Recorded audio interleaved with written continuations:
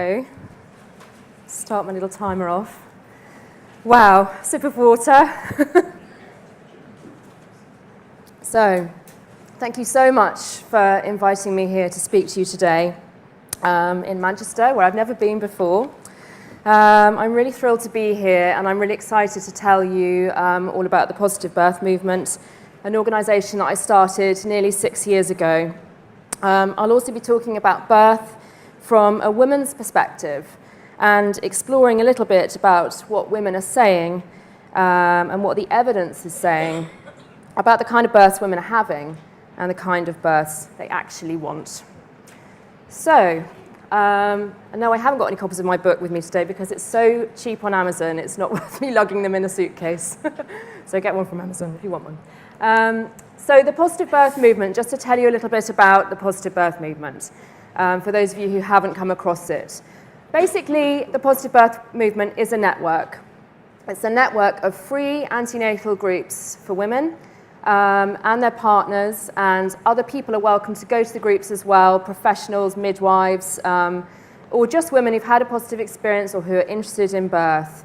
And there's about 150 groups in the UK. The best way to find your nearest is just to go on the website and allow it to know your location, and you'll see the groups listed with your nearest first. And there's about another 100 in the rest of the world. It's really interesting bringing all those different people together because there are so many common denominators in the world when it comes to women and their birth experiences, even though the practices in different locations are very different. And it's a place where women can meet other women and listen to each other. It's peer-to-peer support. So the groups are facilitated by somebody who might be a doula, they might be a midwife. They don't have to be any of those things because their role is just simply to open the door, put the kettle on, and start the discussion. So we have monthly discussion themes. For example, this month it's dads and birth partners.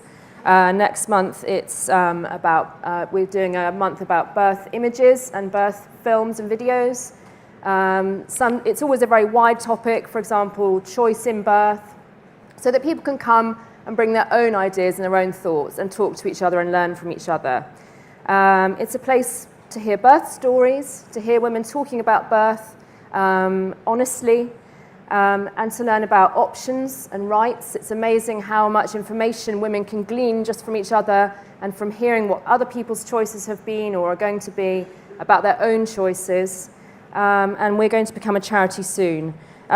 We don't allow any advertising or promotion in our groups. I just thought I'd mention that. So it's basically completely free to women, and the people that are running it are doing it because they love birth and they're passionate about women having a positive experience. If anybody's interested in setting up a positive birth group, please just get in touch with me or just have a look on the website. That would be great. So nearly 6 years ago, I wrote a definition of positive birth, and here it is. And about 2 years ago, I added point 3, women are listened to and treated with respect and dignity. I think when I wrote the original definition, I kind of thought that that went without saying, but having spent a few years involved in the world of birth, I began to realize that it was actually really important that that was stated in quite an overt way. So the definition that we have at the moment, which is always up for feedback if you want to email me or tweet me or message me about it, is that women are where they want to be. Choices are informed by reality, not fear. Women are listened to and treated with respect and dignity. Mothers are empowered and enriched, and memories are warm and proud. So there's something about the way we look back on the birth experience that makes it positive. And I've just put this bit at the bottom about a healthy baby not being all that matters, because although that's not part of our sort of official definition, it's become quite a big part of the conversation that the Positive Birth Movement has been having around birth. A few years ago, I wrote an article, it's in a magazine called Best, with that title, A Healthy Baby is Not All That Matters. And it's by far and away the most viral and most shared article I've ever written. I think it got something like 100,000 shares. It's been read by like 500,000 people or something ridiculous. And I think the reason for that is because it really struck a chord. We have this cultural message that women are given often And it's always said in a very well-meaning way, this message that a healthy baby is not all that matters. But I think it does two things. If you're talking to a woman in her pregnancy, that phrase is quite often trotted out when the woman starts to question, to think, to make a birth plan perhaps, or to become a bit anxious about one of her choices. And quite often she's sort of soothed with that phrase, well, just remember, a healthy baby is all that matters. And again, it's meant well, but what it does is it says, shut that down because your experience is not important.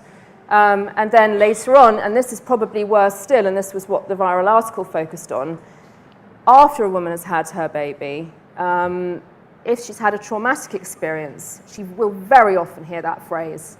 If she tries to talk to somebody about that traumatic experience, she will be told, after all, look at your healthy baby, that's all that matters.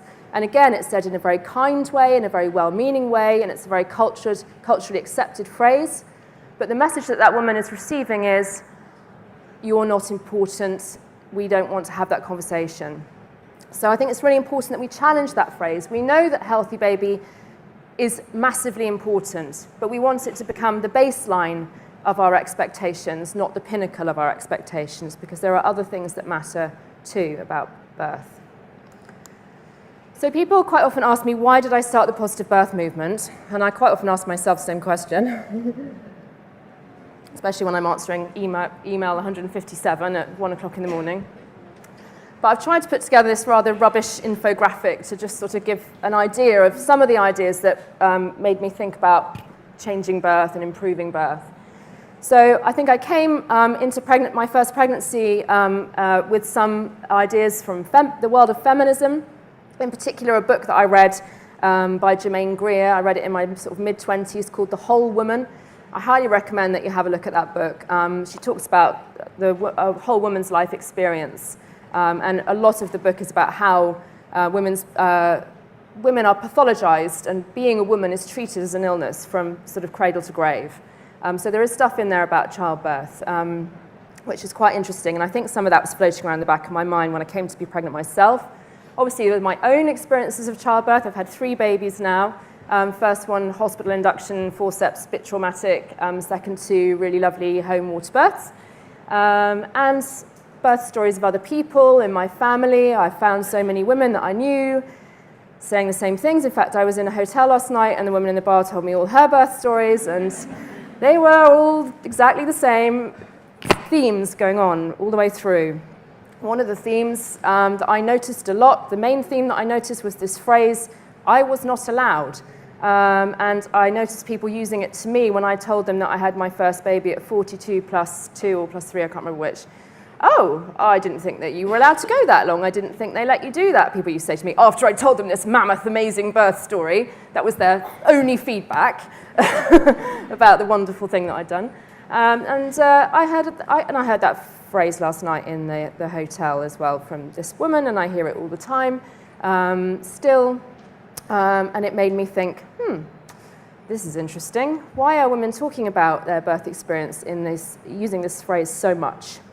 And I also came into the world of birth from a background as a group psychotherapist. That's what I was doing before I had babies and got involved in all of this.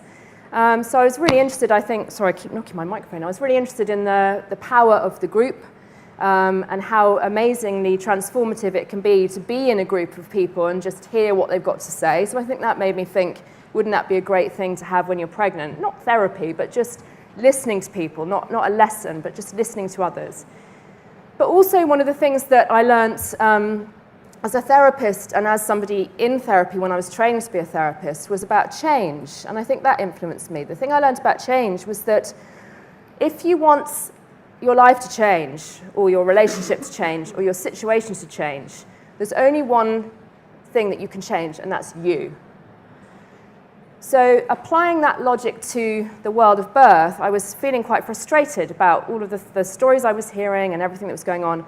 I was thinking, how can I change the system? And then I thought, well, maybe if women change, if women change their attitude, their approach to birth, and they go through those hospital doors or wherever it may be to have their baby with a different mindset, a different expectation, then maybe the system will have to change to accommodate this new woman that's turning up. So I think all of those thoughts were influential to me when I was thinking about the positive birth movement.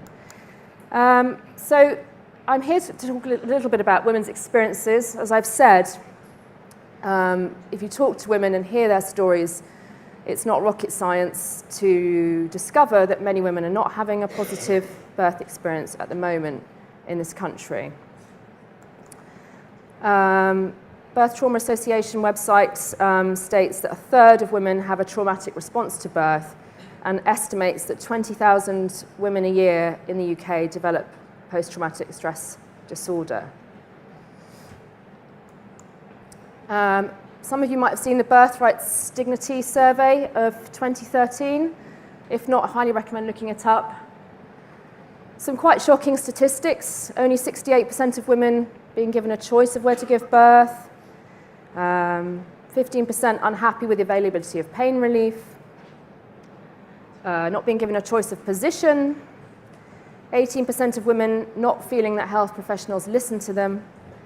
12% not feeling that they had consented to medical procedures, and 24% who had an instrumental birth said they had not consented. And the Positive Birth Movement did a survey in 2016 with Channel Mum of 2,186 women, and 23% of women in that survey said that they did not consent to everything that happened to them in birth, which is almost twice the number in the Birthright survey, so I think more research is needed to be done on that. 68% were not told that they had the right to decline any procedure during labour, such as vaginal exams or sweeps. It's so interesting. I think vaginal exams are such an interesting example of the power imbalance. So many women don't realise that they can say no to them. And then there are another group of women who do realise that they can say no to them if they want to, but find it very difficult to find that voice or to speak up. And then you get situations, and I hear stories of this as well, where women say, I really don't want to have a vaginal exam. They say, well, you really need to know how dilated you are if you want to get in the pool, or if we're going to admit you or not, etc. So it becomes quite a kind of complex area where it's not as simple as just knowing that you're allowed to say no. And I think the issue of consent in birth is something that's really important to consider. I often use the example of healthy sexual relationship. If you're in a hopefully healthy sexual relationship, you hopefully know that you can say no to your partner at any point, and that your partner will listen to you and that they will stop. It might be that all through your relationship, and you might have been with that person for 10 years, 20 years, or 50 years, you've never said no because you didn't want to, but you always knew that you could. And the fact that you knew that you could really makes a difference to the dynamic between you and to the relationship. And if you apply that across to the birth world, you know, it's quite extraordinary that we're in a situation in the 21st century where many women do not realise that they have a choice in birth, that they have a right to say no. So for more about consent, please have a look at the Birthrights website. I hope you're familiar with that organisation, but they're only concerned with human rights in childbirth in the UK. They have some great fact sheets. There's some films on there that you can watch that are really, really clear. And there are training days as well that you can ask to come to your unit or wherever you work on human rights and safe maternity care. So from the Positive Birth Movement manifesto, which is on our website, our movement exists because at a global level many women are not currently having a positive birth. We hold the birth experience to be of fundamental importance to mothers, to fathers, to babies, to families, and to society, and we wish to change birth for the better. But what do women want? So there's a nice piece of research in the journal PLOS One, which stands for I Now Know Public Library of Science. Had to Google that. They looked at 35 studies to ask what matters to women during childbirth. What mattered to most women was a positive experience that fulfilled or exceeded their prior personal and socio-cultural beliefs and expectations. This included giving birth to a healthy baby in a clinically and psychologically safe environment, practical and emotional support from birth companions, competent, reassuring, kind clinical staff. Most wanted a physiological labour and birth while acknowledging that birth can be unpredictable. If intervention was needed or wanted, women wanted to retain a sense of personal achievement and control through active decision-making. So that's a good study to Google and read more of. And the World Health Organization as well came out with some new recommendations in February 2018. These were recommendations to establish global care standards for healthy pregnant women and reduce unnecessary medical interventions. And these are just some slides from them. All women have the right to a positive childbirth experience that includes respect and dignity, a companion of choice, clear communication by maternity staff, pain relief strategies, and mobility in labour and birth position of choice.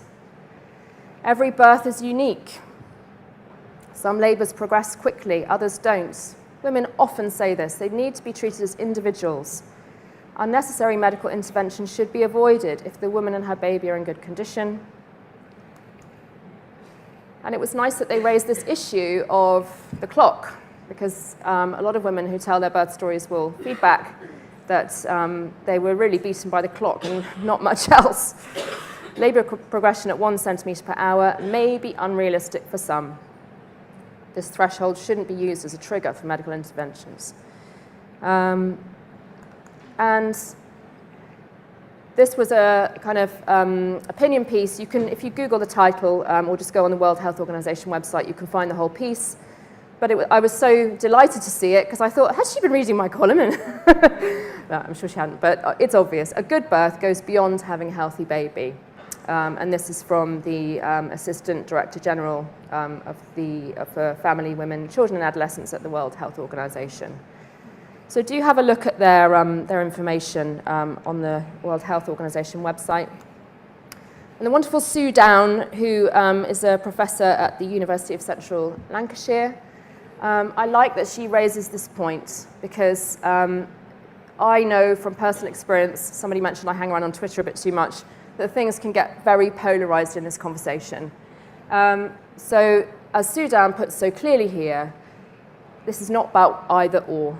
It's about both and. Both good outcome and good experience. Both the woman and her baby. Both the present and the future. Both medical care and support for physiology. Both honesty and a recognition of complexity. We do not need to compromise safety in order to improve women's experiences. Indeed, everything that improves experience, respectful care, listening, awareness of autonomy and rights, continuity of carer, and treating women as individuals also improves safety. So, where does the positive birth movement come into all of this? We have the sort of strapline, meet up, link up, shake up, birth. So, first of all, we meet up.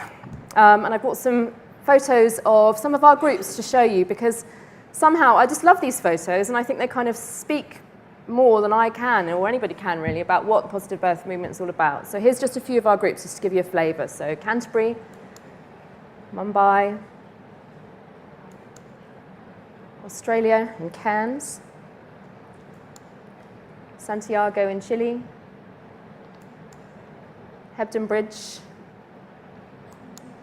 Bedford, a bit grainy, Hull, Amsterdam. I was lucky enough to be a few weeks ago and met the lovely lady in the middle who runs the Amsterdam group. Cape Town, Woking. And everybody loves this slide. Only once in all the thousands and thousands and thousands of positive birth movement groups that have taken place, somebody had a dad's only group. But everybody loves that. And they had wine. Which doesn't seem very fair, does it? So everybody comes together, and that's part of the magic of it, really. It's so simple. is kind of a reinvention of the wheel, really. It's a very old idea, but in our kind of age of technology and quite isolated, people living in quite isolated ways, I think it's really wonderful and really important to have that human connection, and women supporting women, and women's wisdom, face to face.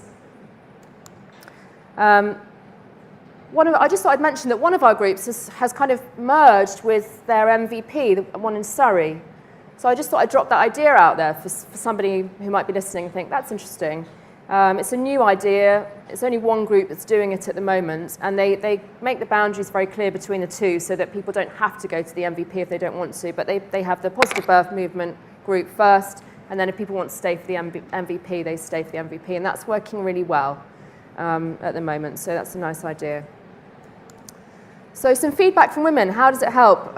Such an amazing, feel-good place to go. The gatherings are non-judgmental, straight up, anxiety-quashing, thought-provoking, and utterly supportive. I can't believe such a thing exists, and it's free, and there's cake.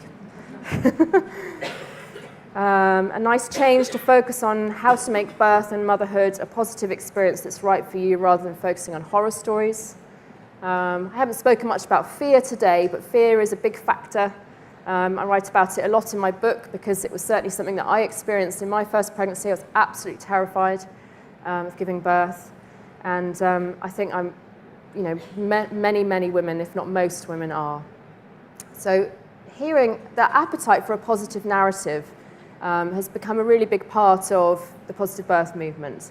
Women really like to see birth films or birth images that kind of break down the fear and make them realize that, it's actually just, attainable and possible, and other women are doing it, and they actually don't look like they're dying. And it's really, really important because the fear of birth is, I think, at an all-time high. So Meetup, that's Meetup. Then we have Link Up. So we use the wonders of social media. So we've got a really big following on social media, 48,000 on Facebook, 12,000 on Twitter, 9,500 on Instagram, which we're newer to. There's also some Facebook groups that you might like to join. There's, if you look for PBM Student Midwives Link Up and PBM Maternity Workers Link Up, those are places where you can discuss things together under the umbrella of the positive birth movement. Social media gets a really bad press, as if it's kind of like a time-wasting activity, but actually I think it's really revolutionizing the world in many positive ways, connecting people, breaking down barriers, allowing information sharing. It is the 21st century printing press, and it will change the world in the same revolutionary way. Women on our social media pages often ask questions, like on the Facebook page, then they've got 50,000 potential people answering them. It's such an amazing way of finding information from further out than just your local area. And it can be quite revelatory for people to find out what options other women are being given in different parts of the world, or even just an hour's drive away from them that might be different from their own. And that causes women to pause and question, okay, well, what's the actual evidence for the options that I've been offered then, if that lady up the road can have that? So how does it help?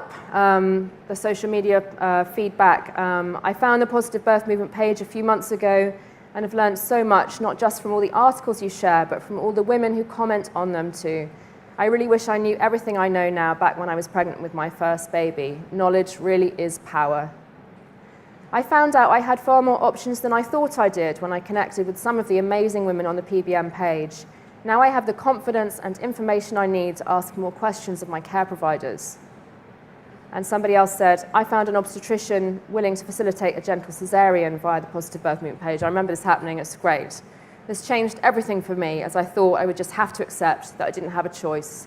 She knew she was having an elective cesarean, and her local hospital weren't doing the kind of woman-centered cesarean that she wanted, and she posted about it, and because obstetricians are on the page as well, you see, it's not just, us crazy unqualified women who don't know anything. There's actual experts there too. And he popped up and said, oh, come to my hospital then. So she did, and she had a really lovely experience. And the final bit is to shake up birth. So this is again from our manifesto. We aim to challenge the culture of negativity and fear that exists around birth, to share positive birth experiences, to share information about choices and rights in childbirth, and to encourage women to raise their expectations of childbirth. And how we do this is by establishing a network of free-to-attend positive birth groups, linking all the groups together via social media to build a global network of shared expertise, power, and positivity, working together to challenge the culture of fear that surrounds birth, and empowering women to approach birth differently. Somebody at the University of Derby called Jenny Hallam is the only wonderful academic who's done one small teeny-weeny piece of research on the positive birth movement itself. But again, you can Google and read the whole piece. It's if you just put Jenny Hallam supporting pregnant women through pregnancy, you'll find it. But this is a quote from her research, which I thought was quite nice. The positive birth movement was spoken about as being a transformative space that was a welcome antidote to feeling alone and fearful of birth. For the women involved in the research project, the positive birth movement meetings were empowering. They allowed them to hear authentic birth stories, gain access to relevant information, and connect to a community who would support them through their pregnancy. This indicates that the positive birth movement has the potential to help support midwives to tackle birth trauma by setting expectations for a positive birth, and also providing women with the information needed to provide a sense of control. So I love that paragraph. I must get it framed and put it on my wall. It's a really great summary of exactly what we're trying to achieve. What was I going to say? I've gone totally blank. So a quote here from one more woman, which I really love. After a difficult first birth, the support and information from my positive birth movement group was pivotal in changing the way I prepared for my second birth, which could be described as a healing birth.